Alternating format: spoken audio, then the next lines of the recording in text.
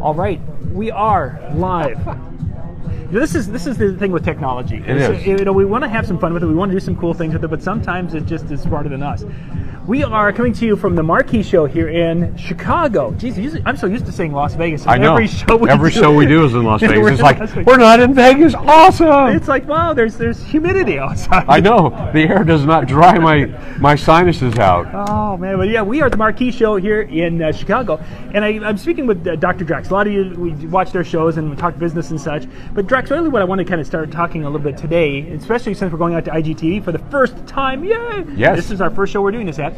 But I really want to, the education side of it. This is an area which I think DJs overlook to the chagrin of their company in many ways. Uh-huh. I don't know, how do you get it across that sometimes you need to invest in education when it comes to things? It's ultimately learn or die. Here's the deal. A lot of DJs will talk about education, but the reality is they don't really want it unless it's delivered on a silver platter right to their door. This show has produced incredible content. If I attended only a 2 or 3 seminars yesterday, I would have easily gotten $500 value out of being here, which would translate into $5,000 worth of increased revenue by applying the principles learned.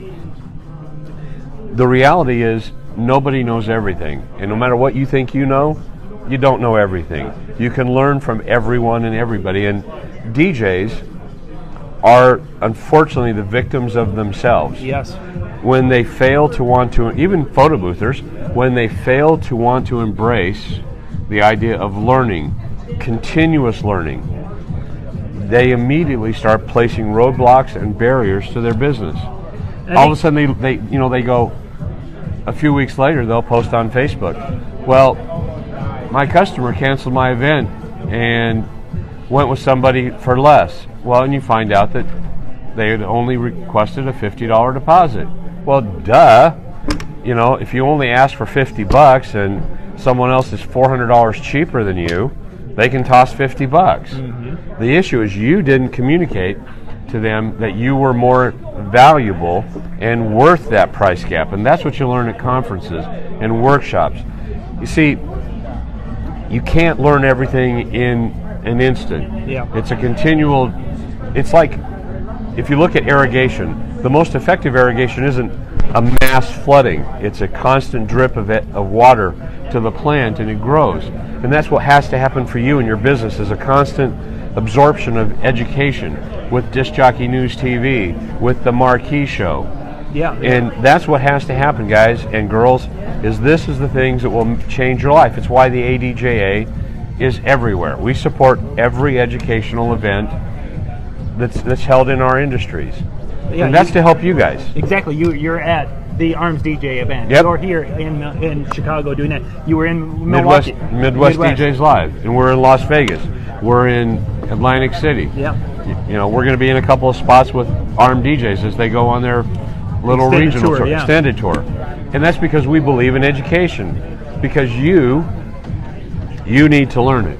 For sure. I think earlier you mentioned something about that DJs don't realize what you kind of alluded to that they don't know what they don't know. Exactly. And I think that was one of the big eye-opening things the very first time I went to a conference, is you think you've got it kind of figured out. Yep. And then you get there and then you meet other people in this business, and you realize that, wow, there's so much. I mean, just sitting there talking to some of the guys. So we have some East Coast DJs, we have some West Coast in there, and some of the things that you're picking up and hearing them talk about when they're chatting with each other or calling back to the office, it's like, wow, those are things that at one time for sure I wasn't not on my radar, those concepts, and now it's like I want to learn about some of these things, and I can do that here at a show. Well, exactly. Yesterday I had a conversation with a DJ about the concept that if you continually parcel out everything you do into an upsell, what eventually you do is you convince customers that anybody that offers that piece of hardware for less money is a better value. And folks, in the absence of value, people shop on price. And if they don't think there's any difference, they will shop on price. And if they provide that for less, I told him, look at the idea of you want to bring your best game to every party.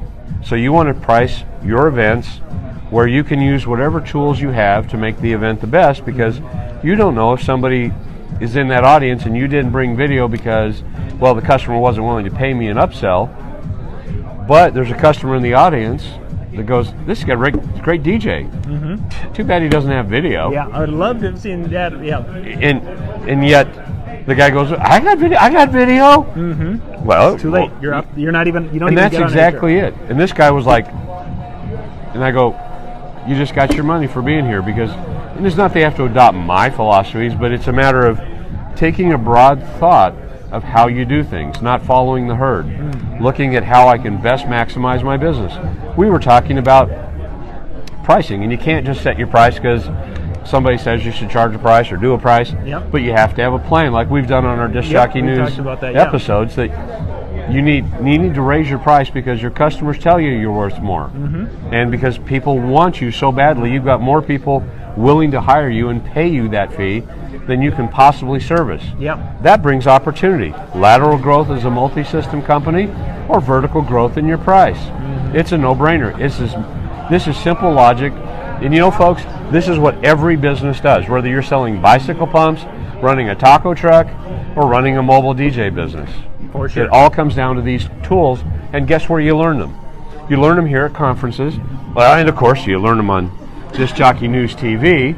But there's just part of, even though that's what we do, and we bring a lot of great videos to you guys, when we're talking, you and I are talking by video, it's different than you and I sitting across and having a coffee. Much different.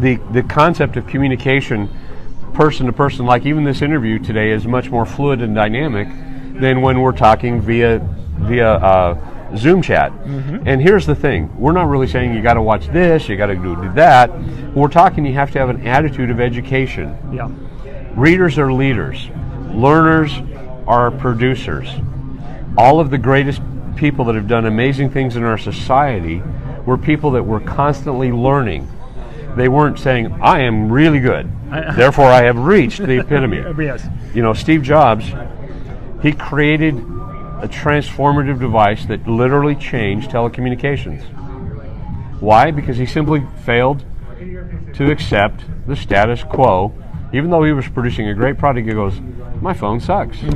I want it to do these things. Do better. He said, well, how do I do it? I go find out what needs to be done, how to do it, get the people. Now, you don't have to develop the iPhone, but if you take your business and break it apart and say, what are ways my business can grow? Because ultimately, the difference of how you grow a business is be a better business. You've got to have something of value that customers will clamor for, want. They'll claw and kick and scratch over other people to make sure they do it. One of my colleagues shared a story about how the customer had a $50,000 check. They were meeting with the venue, and the venue said, oh, no, we have our own preferred list. And the client said, well, I'm sorry, he's our DJ. He does all our events. If he doesn't do our event, we leave. Well, the guy then capitulates, but the customer said, no, we're going to book a venue somewhere else. Why? Because that DJ brought a value to the party that the customer recognized, and they were paying him handsomely, and they were actually willing to have a venue that wasn't their preferred first selection to make sure they had their right entertainment. Wouldn't you love to have that as a referral on your network, on your wedding wire, or your Yelp, that your customer actually moved that bar, moved the date, moved the venue, just to have you? That happens because that DJ is a constant sponge, soaking up education. Now, he's a big giver, but what I'm trying to communicate here, and John and I are doing, is you need to have a culture in your business. I need to be continually learning and developing new things in my business, and that's why there are no DJ secrets. Yeah, there aren't any. Hey, we got to wrap our video up here because we have to keep it under 10 minutes for our Instagram viewers. Thank you for watching. If this is your first time of seeing us, go out to YouTube. Drax and I have got there's a playlist out there with our business business things. You can go check those out. You can go to DJNTV.com, and then there's another link there you can search and find. Gosh, we did a lot of videos on that. And Drax Bites will return after the summer break. We're getting after Labor Day. We're going to be back with our full schedule. So once again, thank you guys for watching, and we will catch you next time. Nice to be here.